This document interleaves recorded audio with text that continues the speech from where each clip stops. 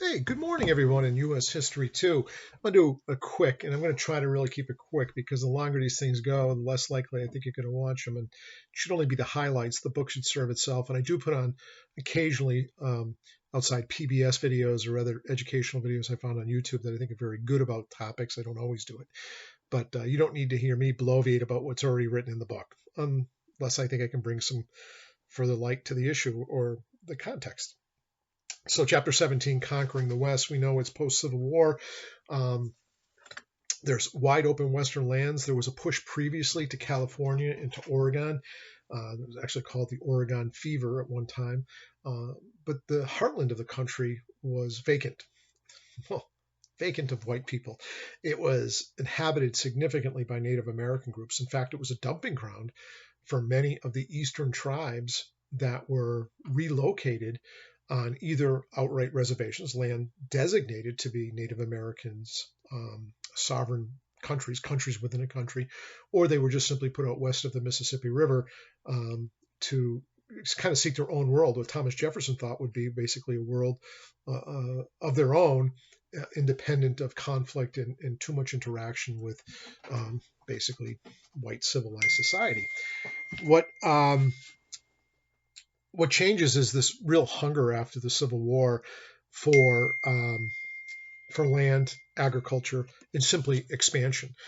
There's an unbelievable hunger for it, and it's fascinating the things that create a conflux of the railroad, agrarian desire for further commodity prices going up, um, search for precious metals. All of these things create this unbelievable demand. And the demand is satisfied by something called the Homestead Act as well as the railroads. The railroads get unbelievable land subsidies as well as financial subsidies to expand and grow. And when they expand and grow, it makes basically migration to the West much more accessible and viable for families looking for a new beginning or a better way of life. The one thing I always like to start off with is the Homestead Act. Well, we also know there's also, I'll get to, I'm just looking at the book and I missed this whole thing on religious migration.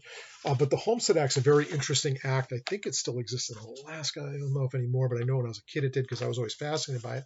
But basically, the government would give a homesteader, someone willing to go out and improve the land for 5 years, farm it, put maybe some buildings on it, a home, and improve the land to basically create communities. You get 160 acres, a fairly significant amount of land, in my opinion, and you get it free. You don't have to pay anything. The charge is basically by occupying it for 5 years. You're not just going to be a land speculator. You're going to use it. You're going to improve it. You're going to live there for 5 years. And what do you get? You get outright title to it. And that helped develop. That was the push. The government was in agreement with the westward pioneer push, which later becomes known as the Manifest Destiny, or even prior to that, it was called Manifest Destiny.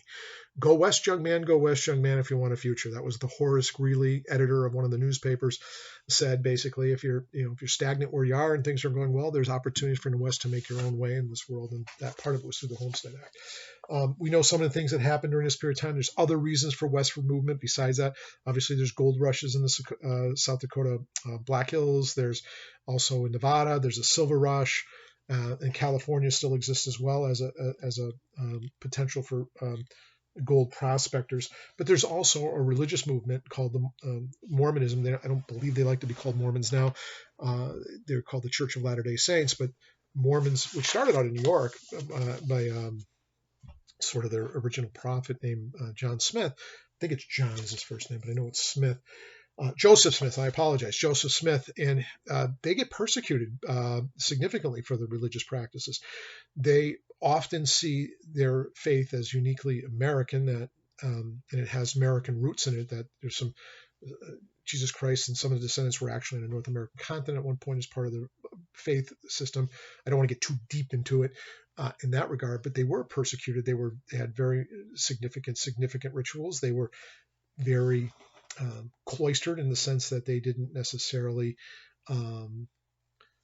participate outside their community of the Latter-day Saints. And they started off, and I think I had it underlined here, where they started initially first in Illinois, then to Missouri, then to Nebraska, where they were chased. And their leader, Joseph Smith, actually becomes assassinated, is killed because he's considering running for president. He's seen as a threat by some people who are not members of the Church of Latter-day Saints. Where do they ultimately settle? The Utah Territory, where there's still very significant numbers of members of the Church of Latter-day Saints. So part of the westward migration isn't always about wanting to get into the cattle industry, which starts booming, wanting to get your own agricultural startup going in the Western Plains and get an opportunity of your own and get out of the city. It was partially also part because of religious intolerance, part of our history. So, but it was the land that ultimately drew most migrants to the West, not just religious persecution or excitement, because that's what I always think of when I think of the westward pioneer push. It's just pure excitement. It wasn't always about that. But the Homestead Act was the big trigger. We know there are several Indian wars, and I like how the book encapsulates it in the first paragraph with their thesis statement. The Indian wars were basically a bunch of sporadic, localized, and often brief engagements between the U.S. Army forces and various Native American groups. They happened all during this couple of decades after the Civil War. Some of them are very significant. Some of them are triggered. Some can argue by Native Americans themselves, but let's face it, it's encroachment by white settlers moving into Western territories that were historically, I don't want to say necessarily reserved, but used by Native American groups, and these conflicts ultimately develop, and many of them end up being very tragic. Probably the most significant one, the last one really, was the conflict at Wounded Knee, and that was basically the end of it. And there it was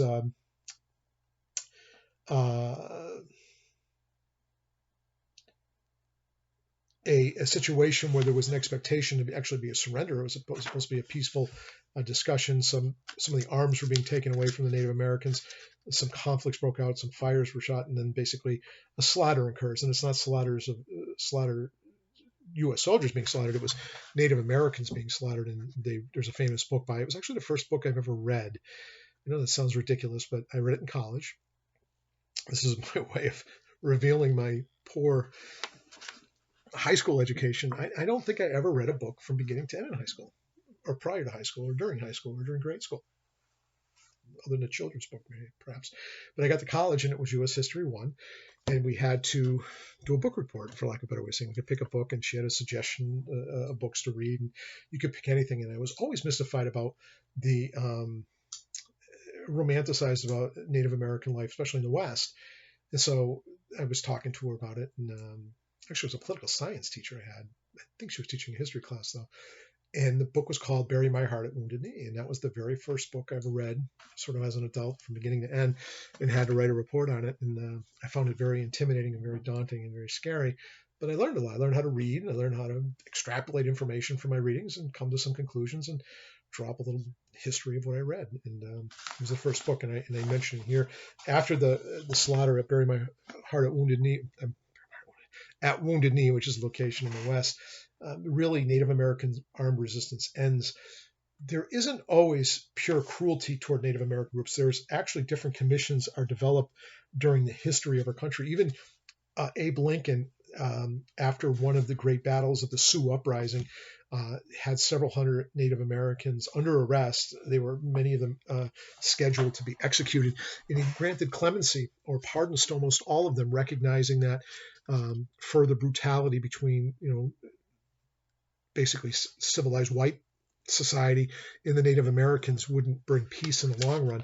And so there were different government efforts sometimes to do things in a salutary, beneficial way. They weren't always trying to be cruel, but some of the things that came out of those acts really backfired against the Native Americans. And there was constantly a push to remove lands that ever became valuable away from the Native Americans and given to the whites. It was just a chronic economic push all the time.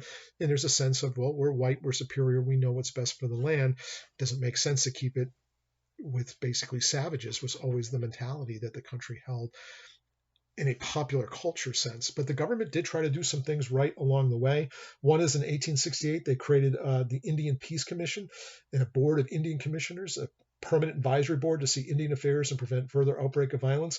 The problem is much of that group was religiously motivated, and they thought the best way to help Native Americans was basically to convert them to Christianity and to basically make them sort of emulate traditional, white values in terms of, agricultural, agrarian, family structure, owning your own individual plot of land and not sort of territorial communal property.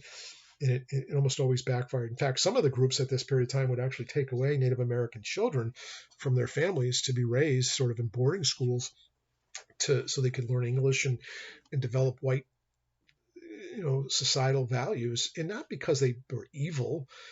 It's just because that's what they thought was best for these people at the time. It was really horrific, some of the stories. And I think there's a photograph. Yeah, there is right here on the page. I don't know if it's on the same page of your book. Page 35, it shows this Native American when he first entered the school and when he graduated as a young man. What a contrast between the two. Thinking, well, we did a great job with that guy, didn't we? It's easy to criticize today, but in the time, maybe these people thought they were doing the right thing. The one that's more damning to me and sad is the famous Dawes Act. Where is it right here? Of course, we know after Custer overestimated how many Native Americans that he was chasing were up against him. So I think he would have a couple hundred men against a couple thousand Native Americans and gets wiped out. I don't know why I'm laughing about it. It's not really funny either way. The Dawes Act starts later.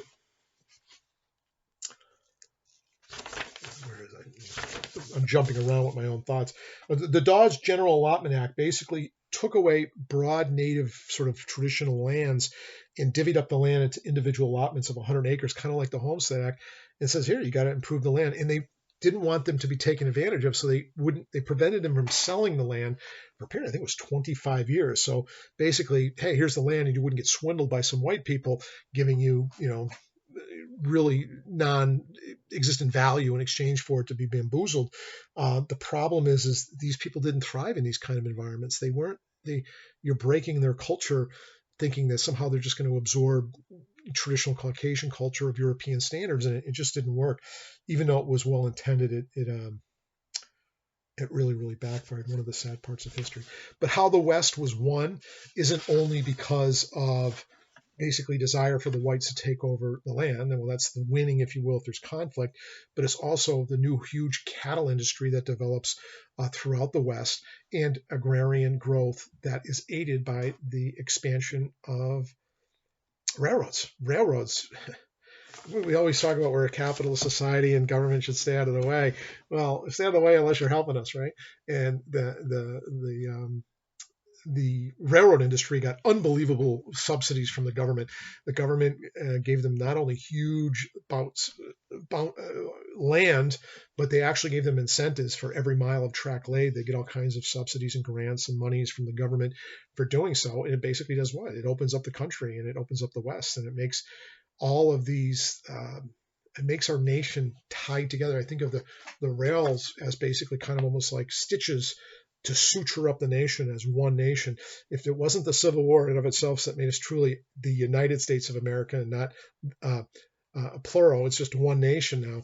But in terms of more of geographical tie-in, it's the rails, and the rails really do it. And they give you the nice story about Chicago develops as a hub, and basically it's more rails meet in Chicago than anywhere else in the nation, North America, in the late 1880s. And all the meat packing industry starts there because they would have these cattle drives. They would drive the cattle to different tributaries off of the different train hubs, and then they would bring the beef into a slaughter up into in Chicago, and that's how Chicago became a huge city, because it's basically an influx of different trains from different parts of the country, from east to west to south, all in Chicago. Railroads and cattle. Some interesting issues here. Some of the Civil War veterans that were African Americans have become known as Buffalo Soldiers because really a racial term. I don't know if it was derogatory nature. I didn't really pick up that from the book or in my studies previously, but these African American troops had their own units, and they often fought in some of these skirmishes with Native Americans. We know that there's a huge Chinese influxion because of the rail industry. They worked not exclusively in the rail industry by any means, but they had a significant role in developing the east to west to rail, became a significant part of that. And we know the famous connection finally between the Western Rail and the Eastern Rail. It was from the west of the Central Pacific and the east by the Union Pacific, and they were linked in Utah in 1869 with great national fanfare. And it was a huge cause célèbre. And I have photographs all over, not here in my office, well, somewhere in my office, but not hanging on the wall, of what a big, not only symbolic moment it was, but it was this moment of the tying in of the nation through rails. And obviously we know horseback prior, but now we've got rails changes everything. Commerce changes everything. No wonder why we become a nation. You know, the Industrial Revolution coincides with this. Unbelievable amount of investments. Lots of people making money in this era on the rails. They boomed. In Chicago, the most spectacular, 200 it grew from 200, I thought I was going to say 200,000, 200 inhabitants in 1833 to over 1 million in 1890. That's rapid, all because of the rails. Big networks of rails. We know the history of the cowboy develops during this period of time. We talked about the allotment, Native Americans. Sad bit of history there. The burial of the dead at Wounded Knee in South Dakota. What a tragic story that was. And we know the rodeos, Wild Wild West, and Mythic American West. Although the movies were made in the 1920s, I used to watch them with my dad quite a bit about guys, Will Rogers and other cowboys, because we still have, maybe not to this day, but for a long period in our history, the West was romanticized. And how was it? This nostalgia and romanticizing about the cowboys and the pioneers and the Native Americans, because they were romanticized as well too. It was largely because of these shows that traveled all over, obviously in the big cities, ironically, to bring sort of the Western flavor out there. And they had sharpshooters and people that rode horses and do tricks on horses and rodeos and tying up the cattle and all that kind of stuff. It's still probably fairly big today in some regions. I don't think we see it too much in New England like they did back in the turn of the previous century. Entertaining chapter. It has a lot of sadness in it in terms of the way the Native Americans basically succumb, not only in terms of its existence, but the reservations that we did give them wasn't like, okay, we're going to give you this prime chunk of land. And if it was prime chunk of land, like some of the South Dakota foothills, they were removed later when it was found out they have precious metals in them because white settlers wanted to get in there. So we have a very poor history when it comes to even trying to do the right thing sometimes by way of Native Americans in this country, because the concept of the reservation system sounds humane. You're going to reserve certain areas and you can remain sovereign on those lands. That was actually taken away from them if the lands turned out to have any value at all. The lands that they were often put on were ultimately not good for hunting, not good for habitation, period. Very, very sad. I think it's very sad anyways. But the story of Buffalo Bill, Wild Bill Hickok. I remember all these other ones when I was a kid. My father took me to one of these shows because they were still around after these guys were long dead. The shows continued for quite some time. And when I was a kid, I don't think kids play it anymore. I almost feel like I'm saying something inappropriate. I said we used to play cowboys and Indians all day long. It's part of the folklore, this whole Western idealization of the pioneer movement and the living in the West. And that brings up the last thought I want with you. Those of you that want to study history and maybe get a history degree or teach history in high school, I know there's a few of you in here. It's the Turner thesis. And this is still popular today. The book makes it sound like it's fallen off on deaf ears now, but I don't think it's true. I think it's still very popular. This concept, this early historian back in the 1890s said that there's a frontier thesis, and it still, I think, still very influential. He saw that the West and the development of the West and the settlement of the West by whites through war and plunder and industry, that waves of civilization washed across the continent, a frontier line between savagery and civilization, had moved west from the earliest English settlements in Massachusetts and Virginia across the Appalachians to the Mississippi and finally across the plains to California, Oregon.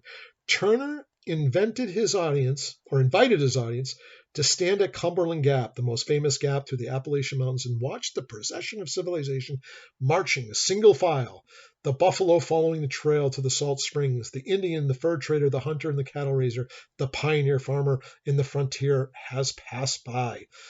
Basically, he said, through necessity, through the frontier life, built rough-hewn civilization out of the frontier, giving the nation's exceptional hustle and its democratic spirit, distinguishing it from anybody else in the world. Basically, this whole settlement, the whole pioneer spirit, the whole basically conquering of raw lands and raw peoples gave us a very unique form of democracy and a very unique individualistic, heroic, rough-hewn backbone that no other civilization knows in the world. That's still believed today, I think, by a lot of people. Most people think it's a little bit subject to criticism today, but not all. I think a lot of people still think it's part of our makeup. We believe in this Turner thesis. But what a complex history it was, and I'm a big fan of Teddy Roosevelt. And Teddy Roosevelt himself was a failed rancher. He tried it himself. And he actually thought the Turner thesis was absolutely valid. He lived out in the West for a period of time as a cowboy, he really did. And he believed Turner's thesis basically summed up the American experience as well as anybody else. There's a great book by, of course, I had to bring it up now. I can't remember his name. He lives on Martha's Vineyard. I think he's still alive. And he also wrote 1776. David McCullough. He wrote an excellent book on the pioneers, but it's well written. It's very entertaining. Don't learn history just from a textbook. Certainly don't learn it from me. Learn it on your own. But this is a complex period of history, not necessarily for white settlement, but it's a complex period of history for Native Americans. And it's a lesson on not how to sometimes treat other peoples that we need to deal with equity, fairness, and decency. Even though some of the people that were involved in it were trying to do the right thing, they weren't doing it all out of cruelty. Some were. Some people did have the philosophy that the only good Indian is a dead Indian. And that's what they referred to with those people this time. They weren't using the word Indian as a derogatory term at that time. If you look at the United States Constitution, it uses the word Indian. We now think it's more politically correct to call them Native Americans or call them indigenous people. But the reality was during this period of time, there were some people that were trying to do the right thing. But boy, they were certainly wrong in the approach they did and probably caused greater harm than good. Anyways, that's it in the chapter. Sorry to be depressing. I would keep reading, ask questions, and I hope you try to enjoy the rest of the semester.